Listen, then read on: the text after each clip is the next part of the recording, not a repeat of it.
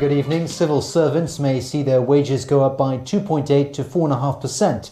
That's according to the Pay Trends Survey Committee's recommendations after studying salaries in the private sector. Sharon Tang with our top story tonight. An indication of what the city's 170,000 civil servants can look forward to regarding their pay adjustment this year.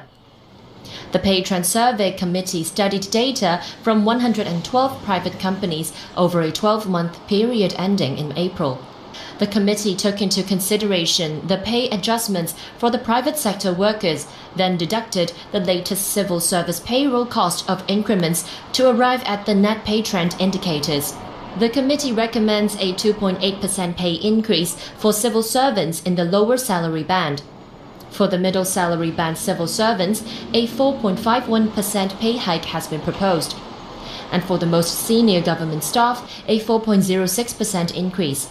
Not all are happy with the recommendations. The deduction is actually don't reflect the pay mechanism in the private market. So we suggest that the government should consider to cap the payroll cost to a certain percentage. Because of the high tide of civil servant retirement and also many new recruits coming to the civil servants, we think that there is a need to make adjustment for the payroll cost. Otherwise, the net pay trend indicator will also be abnormally breaking down. The Pay Trends Survey Committee will be meeting with civil servant groups next Thursday to discuss the tentative results before passing them to the government.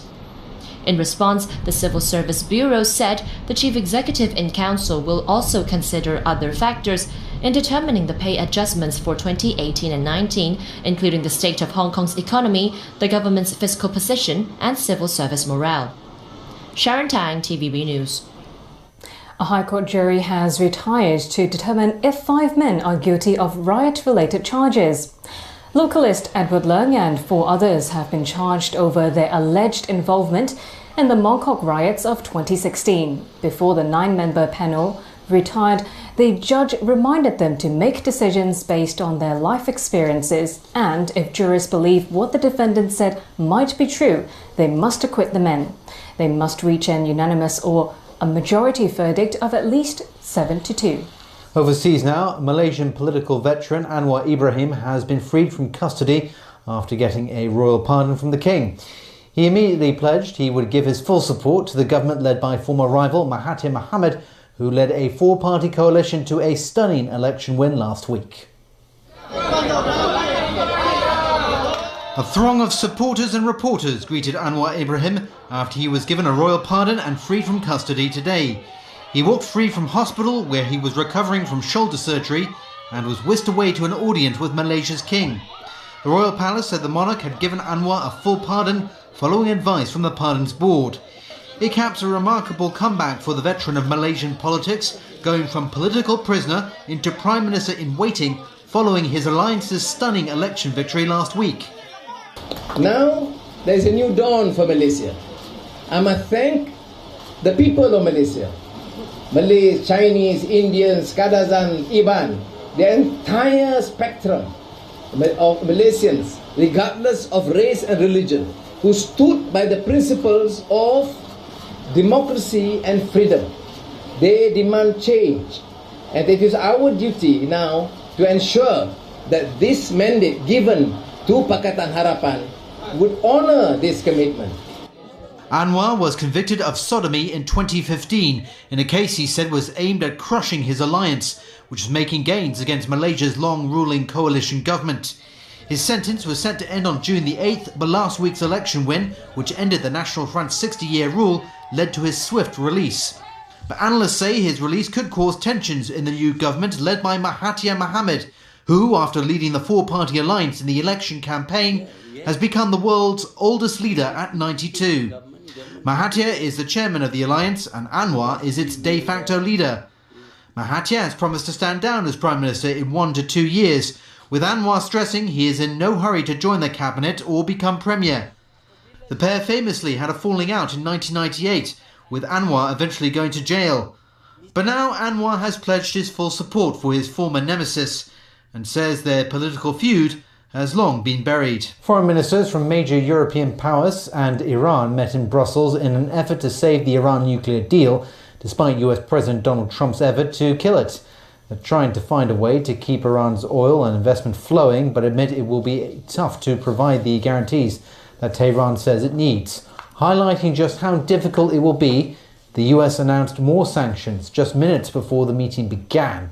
All sides at the meeting agreed to continue selling Iran's oil and gas products and maintain effective banking transactions. Afterwards, Iran's foreign minister expressed optimism.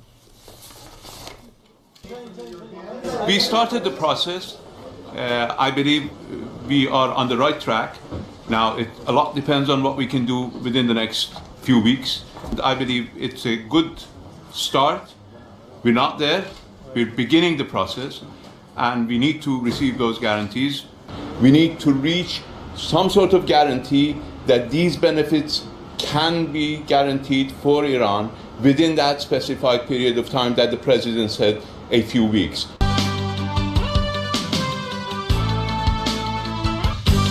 人類發明按鈕係為咗生活得方便啲，但係我越嚟越唔同意。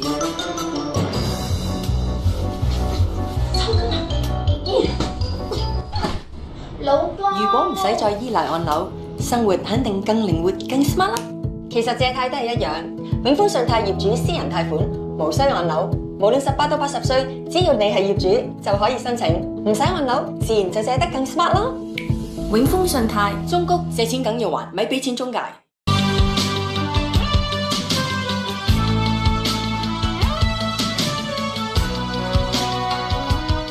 Welcome back to TVB News. Amid protests against the MTR Corporation's forthcoming fare hike, the railway company today defended its decision and announced plans to boost revenue with housing projects. Christy Leung has more.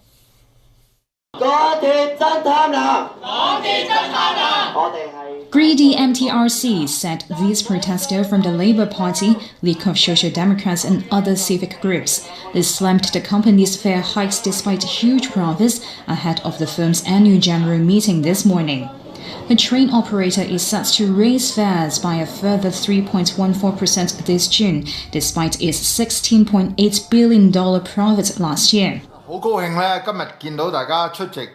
Chairman Frederick Ma defended that and said the average inflation rate in the last decade has been higher than the rate of increase in fare adjustments. He was also asked about ticketing at the West Kowloon station, which is due to open later this year with high-speed trains linking the SAR and the mainland. We have 18 destinations which are very popular destinations for Hong Kong people. And it is only a certain domestic section that, not covered by this 18 that you have to buy another ticket. Ma did not say how negotiations with the mainland are going, so it remains uncertain how much the surcharge will be if passengers want to buy tickets at the West Kowloon station to travel beyond Guangzhou. Apart from transport services, the MTR Corporation is expanding its reach in property development. It plans to provide 18,000 flats from a dozen housing projects in the next 6 years. There are also plans for an extra 14,000 residential flats if the company gets the approval for property development at the Siu Ho Wan Depot on Lantau Island. Christy Leung, TVB News.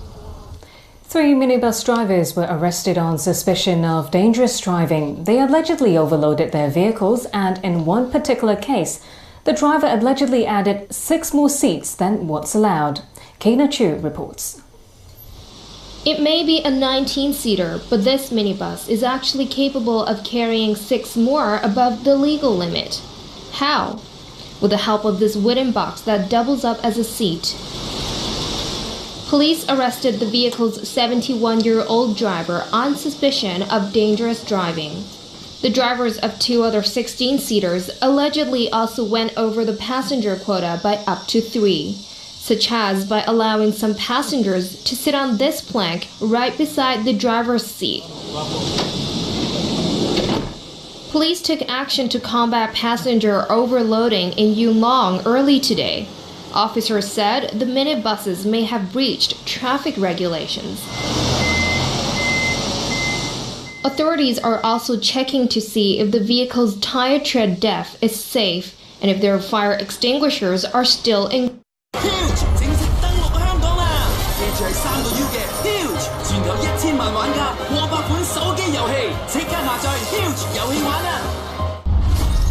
億萬富翁娛樂城送你1000萬籌碼，過百款精彩刺激遊戲任你玩，仲可以加入億萬富翁聯盟，挑戰世界級賭神，即刻下載億萬富翁娛樂城啦！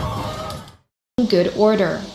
Under current traffic laws, dangerous driving offenders will be liable to a maximum fine of $25,000 and 3 years behind bars. Kena Chu, TVB News. The High Court began hearing arguments on a legal challenge brought against a ruling by the Communication Authority. Local broadcaster TVB claims the decision, which was on indirect advertising, went against freedom of speech. Caleb Long was at the courthouse. The High Court was tasked to decide on the Communication Authority's role when it comes to indirect advertising on television. During a TVB awards show in 2015, artists were served a brand of fried chicken.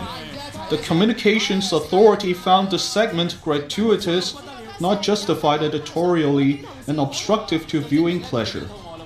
A $150,000 fine was slapped on TVB. TVB filed a legal challenge against the decision.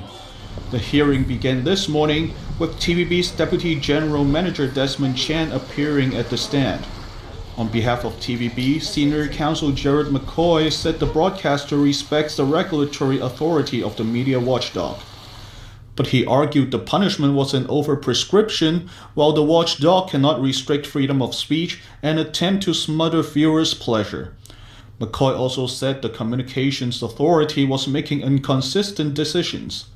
He cited another TVB show in 2015 in which entertainers were eating pizza during a segment, but the watchdog decided there was no violation of rules. As for the Communications Authority's comment of obstructive to viewing pleasure, McCoy said the watchdog was acting as a pleasure police, attempting to restrict the viewer's tastes. The hearing will continue tomorrow morning, and footage of entertainers eating fried chicken during the TV program will be shown in court. Caleb Long, TVB News. Russian President Vladimir Putin yesterday led the opening ceremony of a bridge linking southern Russia and the annexed Crimean Peninsula. The 19-kilometer bridge is Putin's project to show that Crimea has joined Russia for good. After receiving briefing from the construction firm, Putin climbed into the cab of a truck with 2 engineers.